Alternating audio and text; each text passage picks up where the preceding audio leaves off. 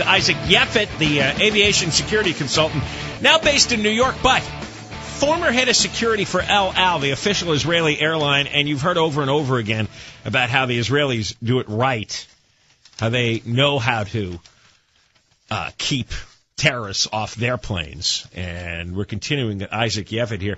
Isaac, you mentioned in other interviews that that Muslims may object to this body scan technology because it makes you appear to be nude on screen. Can you elaborate on that? Sure. I am not Muslim, but I am very familiar with the Muslim traditions. And I know that we have millions of Muslims in this country. So many women, when they leave the house, they cover their body from the head to the bottom. Now, she cannot go by herself. Somebody has to escort her. Now, realize that this woman will go with her husband or with her brother or son to take a flight, and we tell the man, stay on the side, now I want to see your wife's body naked. Do you know what kind of negative reaction we will get, not only from the couple? Do you know what will happen in the Muslim world?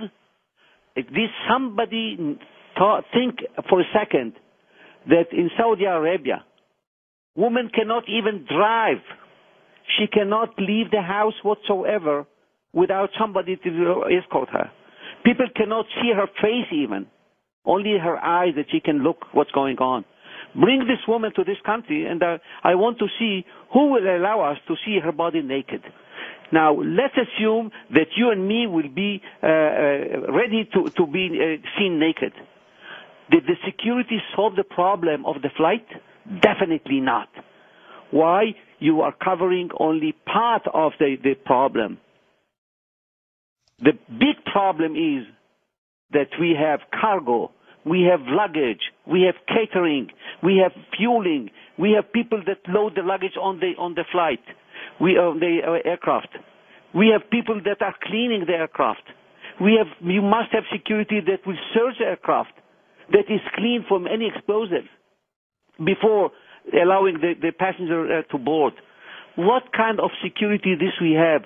Why we have to hurt the people and to let them be insulted by telling them we have no choice? Why? Our system is patch on top of patch. Shoe bomber, take off your shoes. Now, underwear, I want to see you naked. And if the security would affect from this something that we solve the problem of security, let's fight with the Muslims. Here we solve nothing or almost nothing. We spend $1 billion to buy this equipment, and all the rest of the security, who will take care of it? I need to know. Are we waiting for another tragedy that we'll find out that from the cargo we had explosive that killed hundreds of innocent people, and then we'll try to break our head how to solve the problem of the cargo? Why I cannot do it today? Why I cannot do it yesterday? Why I cannot cover all the items that has connected with the flight to make sure that from A to Z I covered everything. And before I release the aircraft, I want to feel that the aircraft is on my shoulders. And I'm asking myself, did I do everything from A to Z 100%? You know what? You talk differently than American security officials. American security officials talk in these vague bureaucratic terms. With you, I get the sense that it's very personal. It's very personal, that the weight is on your mind every time that flight takes off. Is this going to be a flight that explodes because I missed something? And I never hear that kind of passion when I hear American security officials talk. You know, the problem is that we are dealing with life. Business, money, you can make money. Life I cannot replace. And therefore, once I was hired to save life, I have to prove myself every day. When I was the head of security, God is my witness, thousands of tests I used to do to my guys around the world to show them that real and the test should be the same. And if you fail in the smallest test, go home. No mercy. No mercy. Go home. Thank you very much. Only this way people understood that they have to take very, very seriously the responsibility of the security of each flight and each flight. And I used to train them. Every passenger is the first passenger that you meet. The fact that you had 1,000 before, just forget. Every passenger is the first. Every flight is the first flight. Take it so serious because the people are buying tickets and they want to fly to save and to arrive safe and secure to their destination. Would you streamline the American security process? You know something? A year ago, I wrote a letter to the Homeland Security Secretary. And I told him in my letter, look what's going on with this country. We must find solution. And I suggested that we need to take one airport. We have over 400 airports in the country. I said, I'm willing to take one airport, any airport they want, even though I suggested that I prefer, because I'm New Jersey, to take the New York airport. And I said, let me show you how can I implement our system at New York airport. If we can do it, so let's do it in all our 400 airports. What would you do? Give us an outline. They sent me a very nice letter. Only at the bottom line, they didn't say to me, stop bothering us. They did not write, stop bothering us. Nothing except nice letter, nice answer, nothing. And here we face the Nigerian. We cannot continue relying on luck. Because the shoe bomber, we were lucky that hundreds of people were not killed. With the Nigerian, we were lucky that hundreds of people were not killed, or close to 300 people.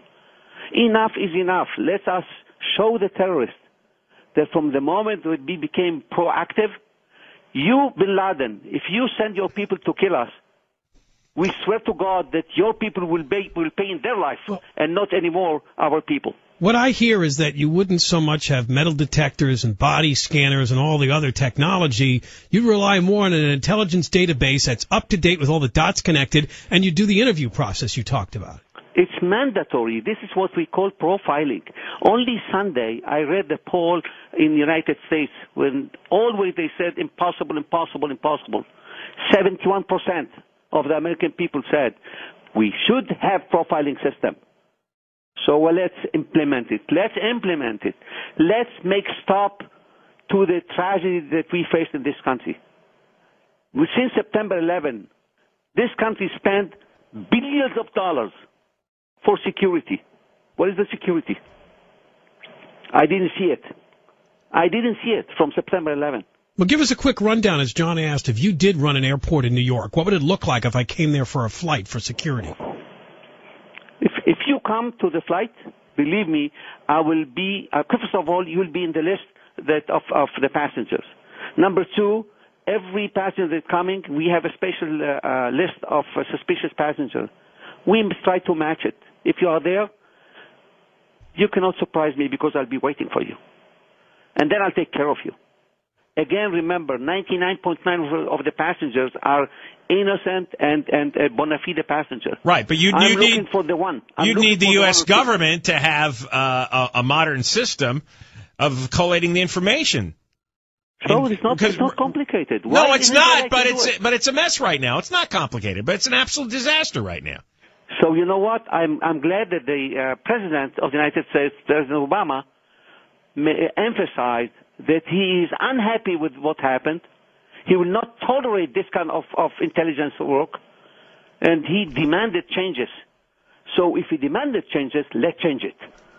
Let's change it. If people will know from intelligence or from airline security, I don't care from where, anyone who is dealing with such important subject like intelligence, if they don't know how to deal with this information, and you don't send it to the right sources, go home. Yeah. Look for another job without any responsibility. That's the key. If he doesn't tell these intelligence analysts to go home because they screw up, then nothing's ever going to change. Well, Isaac, thank you for coming on with us. Fascinating. Thank you very much. Right. I wish that we will learn to be proactive and to save life of innocent people. Isaac Yeffet, aviation security consultant in New York City and the former head of security for El Al. And that's the one thing we learned talking to him, John. You can hear it in his voice. He cares. It's important to him. Now, you compare... He takes the safety of every passenger at every flight that would go through his airport very